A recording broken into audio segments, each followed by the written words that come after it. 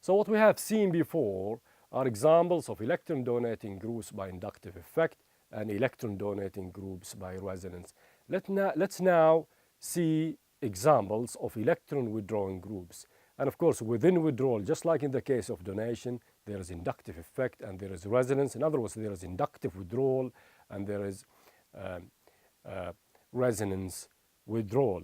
Now, for any atom to withdraw electrons by inductive effect, that atom must be more electronegative than carbon in the benzene rings. Let's draw a general representation of that. So this is the benzene ring.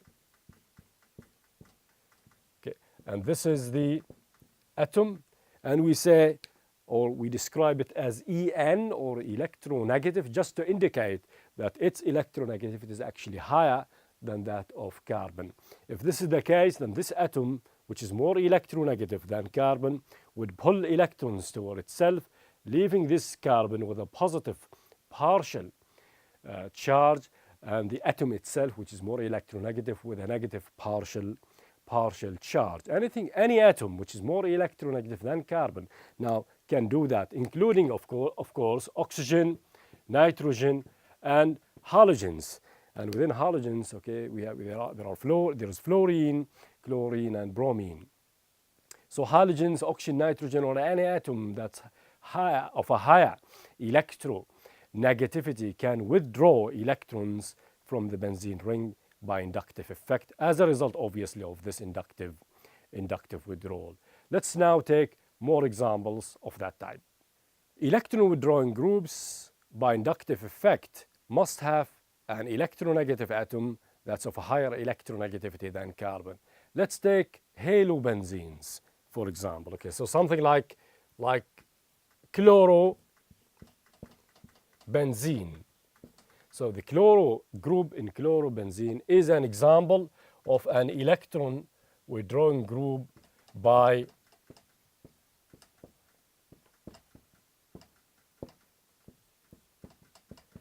inductive effect. That's because chlorine is more electronegative than carbon, and this carbon-chlorine bond. So the chlorine atom pulls electrons toward itself in this CCl bond, and this covalent bond, leaving this carbon in the benzene ring with a partial positive charge, and chlorine with a negative partial charge. This is inductive withdrawal. It can be described as inductive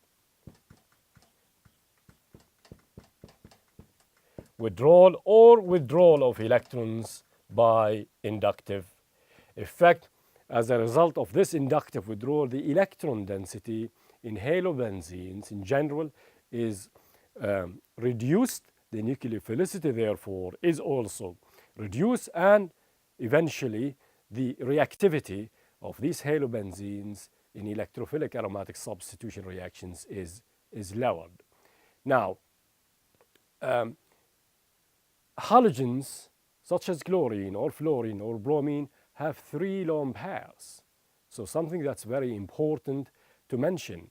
If they have lone pairs, then therefore they are capable of resonance donation, as we have seen before in the case of nitrogen and oxygen. So that would be resonance donation, which would oppose this inductive withdrawal. So let's see what's the problem with the resonance donation in halobenzenes. But before that, let's summarize this, that inductive withdrawal results in lowering electron density. So electron density is lowered or decreased, and therefore the nucleophilicity is also decreased, and the reactivity, obviously, of halobenzenes in general in electrophilic aromatic substitution reactions is also decreased relative to an unsubstituted benzene. We have seen a while ago that halogens behave as electron withdrawing groups by inductive effect. That's because halogens are more electronegative than carbon. Therefore, they pull electrons toward themselves in that CCl bond, leaving carbon, for example, in this case in chlorobenzene, this carbon that's directly bonded to the halogen with a positive partial charge, and the halogen itself with a negative partial charge. But on the other hand, chlorine has 3 lone pairs. So why can't it donate electrons by resonance? Because as we have mentioned before, that strictly speaking, an atom with a lone pair can donate electrons by resonance. But halogens are electron withdrawing groups by inductive effect. So there must be something special with their resonance donation. So let's try to do this resonance donation and we see what we can derive from it, what we can get out of it, to see where the problem is. So if we take one of the lone pairs on the chlorine atom and make a double bond here, then we make a chlorine carbon double bond. We have to break this carbon-carbon double bond simultaneously, and if we do that, we would get another resonance form. So something like this.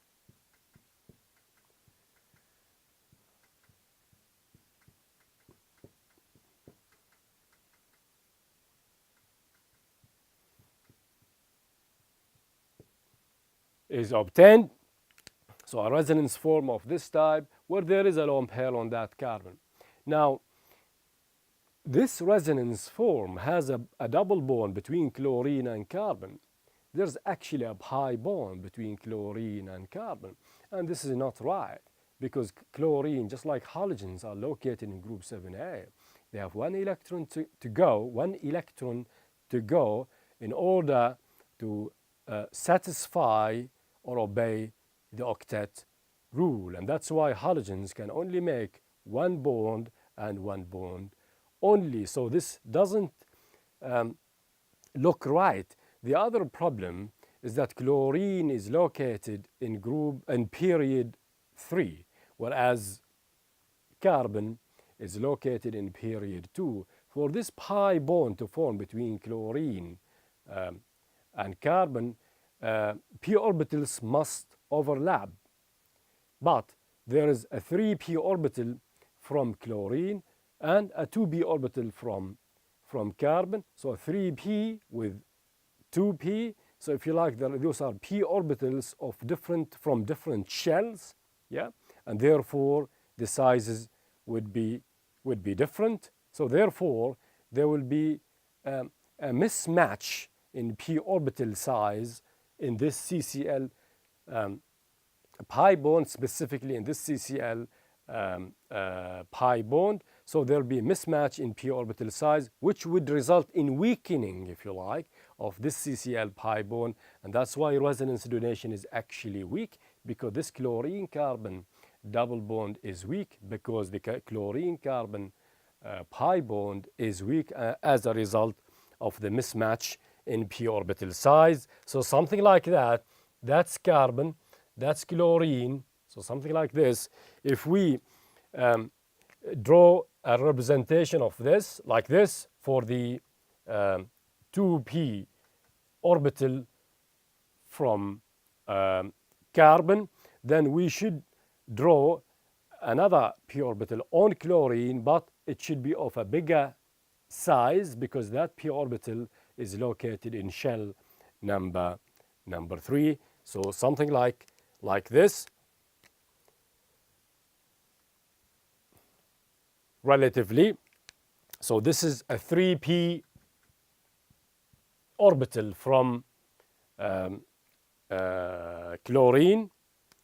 So that's the single electron, that's a single electron. And if theoretically this is done, you get an overlap above the sigma bond, which connects the carbon and chlorine atoms. But these p orbitals are of different sizes. They don't match in size. Therefore, this overlap is not efficient. Therefore, this pi bond is a weak bond. So this is an inefficient overlap, or a weak pi bond. And obviously, if the pi bond is weak, the double bond itself is weak. If the double bond is weak, obviously resonance is weak.